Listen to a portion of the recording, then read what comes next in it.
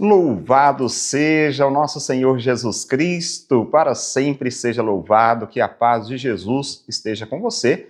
Terça-feira, 16 de setembro, olha, desejo que você tenha um dia repleto da graça de Deus. Uma terça-feira abençoada para você, tá bom? Vamos para a palavra de Deus. O evangelho dessa terça-feira se encontra no evangelho de Lucas, capítulo 7, versículos 11 a 17.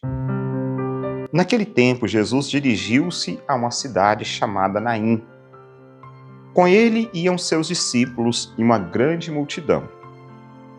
Quando chegou à porta da cidade, eis que levavam um defunto, filho único, e sua mãe era viúva. Grande multidão da cidade a acompanhava. Ao vê-la, o Senhor sentiu compaixão para com ela e lhe disse: Não chores. Aproximou-se, tocou o caixão e os que carregavam pararam. Então Jesus disse: Jovem, eu te ordeno, levanta-te. O que estava morto sentou-se e começou a falar. E Jesus o entregou à sua mãe. Todos ficaram com muito medo e glorificavam a Deus, dizendo: Um grande profeta apareceu entre nós e Deus veio visitar o seu povo. E a notícia do fato espalhou-se pela Judéia inteira e toda a redondeza. Palavra da salvação, glória a vós, Senhor. Fato muito interessante da palavra de Deus, o evangelho desses dias de hoje, Jesus, que aparece na porta da cidade de Naim, na entrada da cidade de Naim, onde passava um cortejo fúnebre do filho único de uma viúva. E a mulher chorava pelo seu filho, como qualquer mãe choraria pela perca do seu filho. Ela chorava o seu filho, a sua própria situação. Ficou viúva e agora sem filho. Aquela mulher, naquela situação que vivia de uma pobreza extrema, estava agora também fadada ao fracasso, porque, como disse, além de ser viúva, agora perde o seu filho único, que seria certamente o provedor daquela casa, pois as mulheres não trabalhavam fora de casa para o sustento da própria casa, e perde então o seu filho. Na Bíblia, a condição de viúva é justamente sinônimo de alguém vulnerável, pobreza, ainda mais, como já disse, sem o filho. Então, como ela poderia sobreviver? A questão é essa, e poderíamos nos perguntar, como aquela mulher poderia sobreviver? Jesus, chamado pela primeira vez no Evangelho de Lucas, pelo título de Senhor, o Senhor, então, movido de compaixão, toca o caixão e no cadáver. E não levando em conta a proibição da lei, aquela lei ritual do puro, do impuro, que se não deveria tocar no defunto, não deveria tocar no caixão, Jesus não se importa com essa lei que era proposta.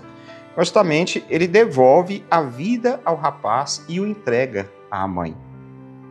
E restituindo-lhe também a possibilidade de não só devolvendo o filho, mas restitui a dignidade de vida, ou seja, devolve uma vida digna para aquela mulher. E nesse episódio, claramente podemos imaginar ou perceber, refletir, para além do aspecto misericordioso e compassivo de Jesus, que surge inesperadamente em nossas vidas, sobre os momentos mais difíceis, justamente de insegurança. Não estava na ideia daquela mulher de Jesus passar por ali, nem de Jesus estar naquele momento. Claro que Deus sabia de todas as coisas, ou sabe de todas as coisas.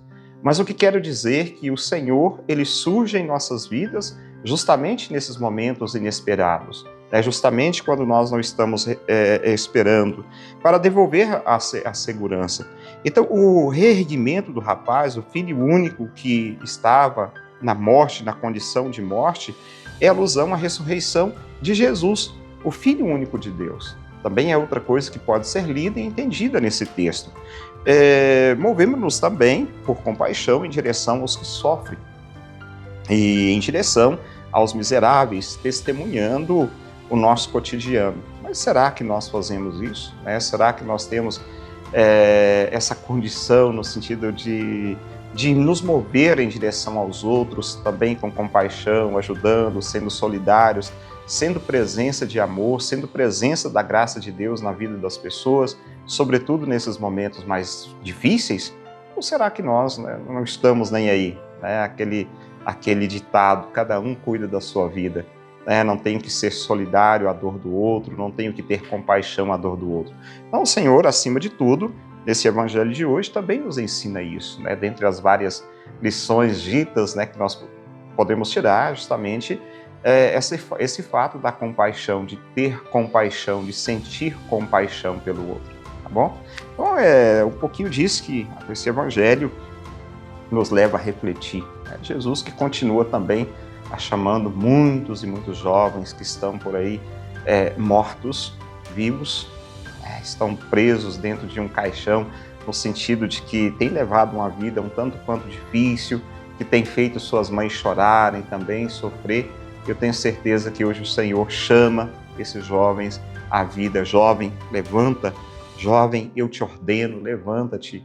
É o Senhor que se enche de compaixão, claro, para resgatar a vida daquele que está já sem vida, como também devolver àqueles que sofrem, né, a dignidade da vida, né, onde sofrem por causa de outros. É isso.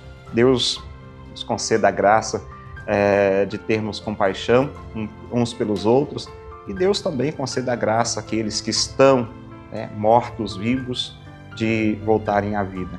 É isso. Que Deus te abençoe. Em nome do Pai, do Filho e do Espírito Santo. Amém. Um abraço, fica com Deus e até amanhã, se Deus quiser. Palavra do dia com Padre Marcos. Oferecimento. Amag Pré-Moldados, qualidade em primeiro lugar.